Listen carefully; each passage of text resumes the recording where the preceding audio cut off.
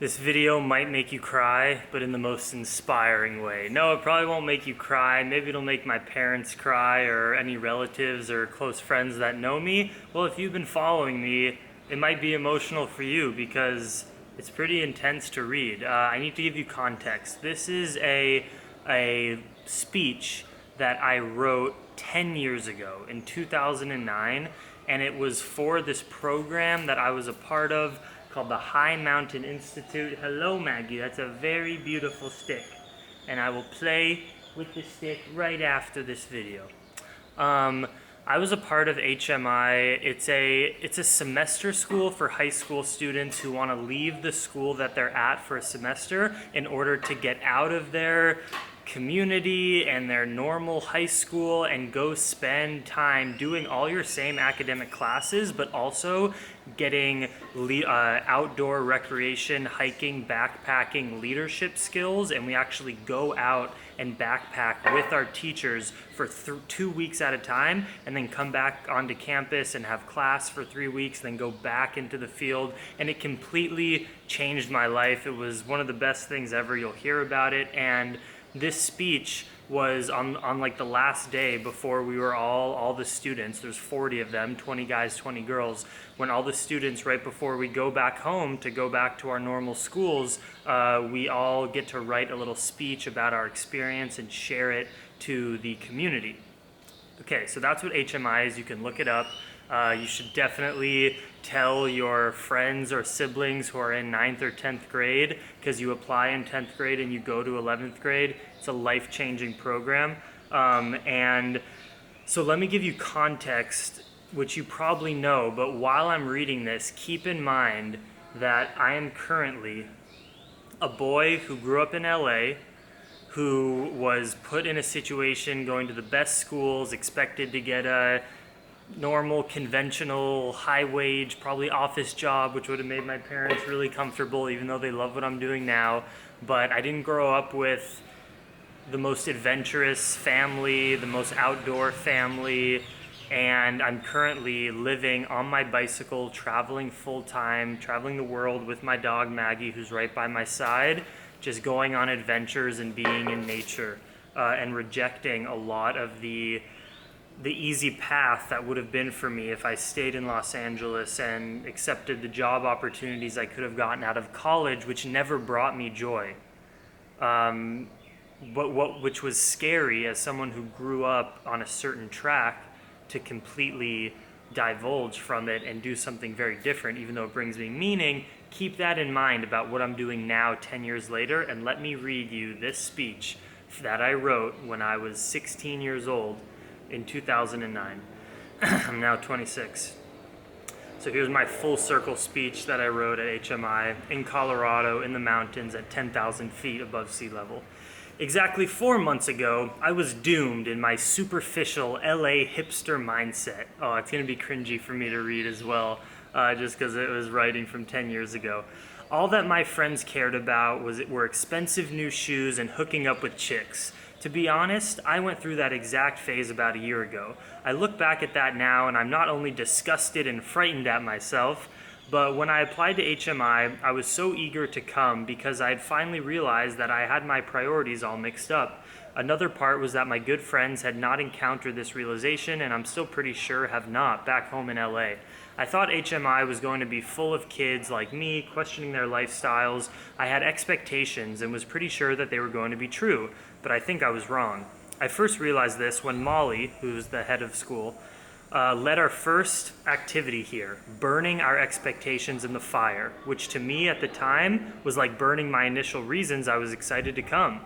At the time, that idea frightened me a lot.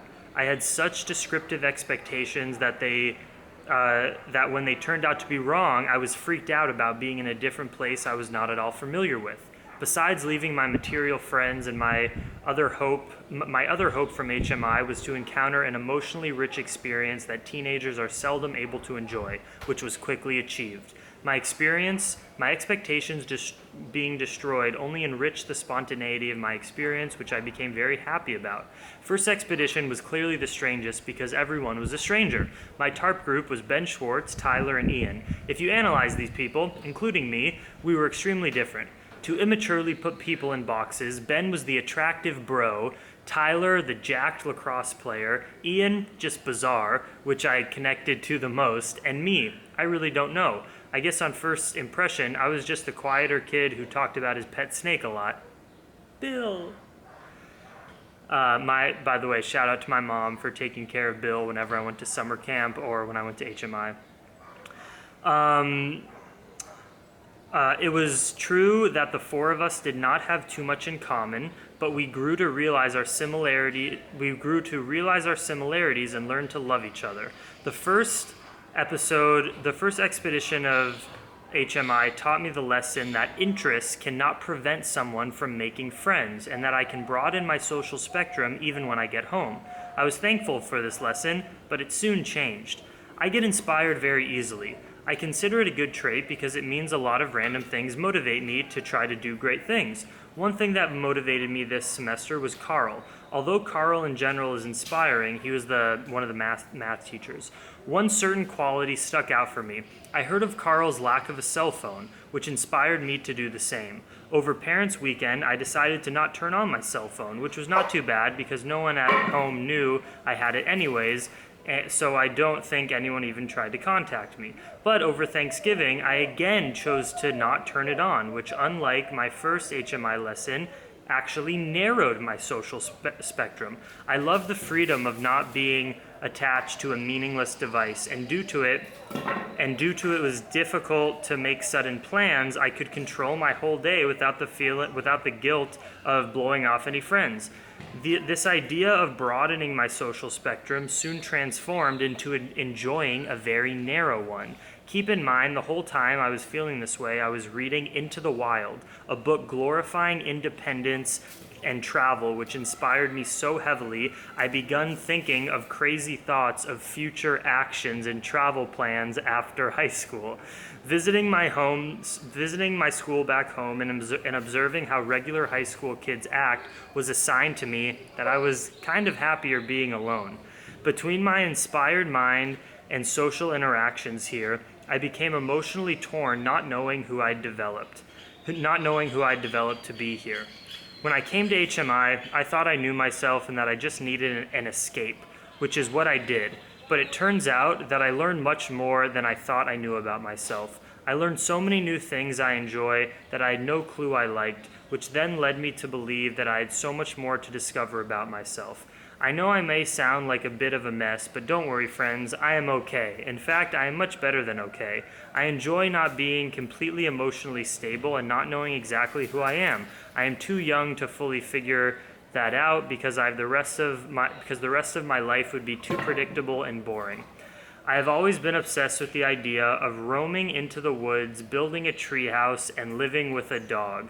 I still love the idea of that, but after being here, I've considered an alternative way of living. To quote Kevin Barnes, the singer of Montreal, I'd like to marry all of my close friends and live in a big house together by an angry sea. We all love each other here, but we must soon have to leave and deal with life that may not exactly appeal to us anymore back home. Right now, we are living by that quote, but it will soon be broken. All of you crazy people have taught me that there is an alternative way of living if you are not satisfied with your current lifestyle. Being at HMI has forced me to question everything I thought I knew about myself. Thank you, friends, for disrupting a potential, predictable lifestyle that lots of people sadly develop. I truly love the community we have created. Wow. So let me quickly debrief what all of that meant. Aggie, take your stick. Go play. So, I grew up in LA. I wasn't feeling satisfied with my friends and the community and the materialism and the lack of nature and the lack of adventure. I then went to HMI. It taught me that you don't have to conform to whatever it is that you were brought into, that you can really do whatever you want if you learn a few skills and just start faking it till you make it and do it. I then had to go back home to LA for a year and a half, finish my junior year and then do all of my senior year. And I wasn't depressed, but I was so torn at the idea that I didn't know how I could possibly make money and have a job in an alternative way in the future, because all I knew is what my parents and the people in my social circle and my friends' parents and my uncles were doing, which was getting jobs, living in LA, going to fancy restaurants, like things that did not serve me at all, and I didn't know how I could possibly break away from that. But you know, you can see from back then I was still toying and push and pulling with that idea of, I don't want to live this conventional lifestyle that might be easier and safer for me to live. I want to live outside. I said in a tree house, but now I essentially live a lot of my life in a tent outside. I wanted to live with a dog. I live with my dog Maggie, and the part in the end where I talked about kind of building a community and all living together out in nature, right after this trip, my plan is to build a vegan, off-grid, sustainable yoga and vegan food retreat center and have community of like-minded people coming together and living together off of the land. I completely fulfilled the prophecy and have manifested what I wrote in that speech 10 years ago. And it feels so amazing to know that I've been true to myself and that I never let the man get me down, regardless. You know, my parents are very supportive, but of course it's going to be scary for them. When I started living this way and said I could make money this way and live so cheaply, it's just not something that they knew. Also my grandparents, also my brothers, like it's all unconventional to them, but I knew in my heart it's what I had to do, and I've been making it work and traveling for the last 2 years, fulfilling a lot of the manifestations that I wrote in that speech. So if you're not satisfied with the track that you're going down, with the lifestyle you're living, you're young, you're old, it doesn't matter. You can manifest whatever you want. There's no reason that I should be living this way based on how I was raised.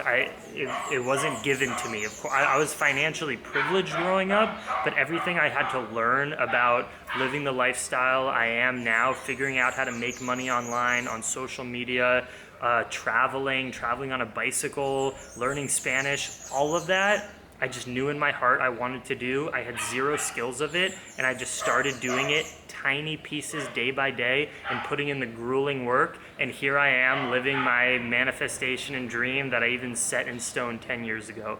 So hopefully that can be of inspiration to you. If you want to get more into this stuff, come to my retreat. We'll build your goals together, your dreams. We'll figure out how to manifest them. Links are in the description down below. I got my Costa Rica retreat coming in August. I have Banana Island that I'm hosting. The last day to sign up for that is May 8th, so in like a week. And that's 7 days where we meet as a group, 10 people, every single night for 7 days, the 18th to the 24th. And we eat only bananas together to detox our body, to have amazing digestion, to get rid of any food addictions we may have developed, like the nightly vegan cake or cookie or fried food that just isn't serving us, but it's hard for us to break. Banana Island works wonders on all those things. And I have some spots open that recently opened in my accountability partner program, where we're accountability partners communicating on Facebook Messenger every single day for 30 days and following a list of goals and things that we want to hit every day to increase just the awesomeness of our life. So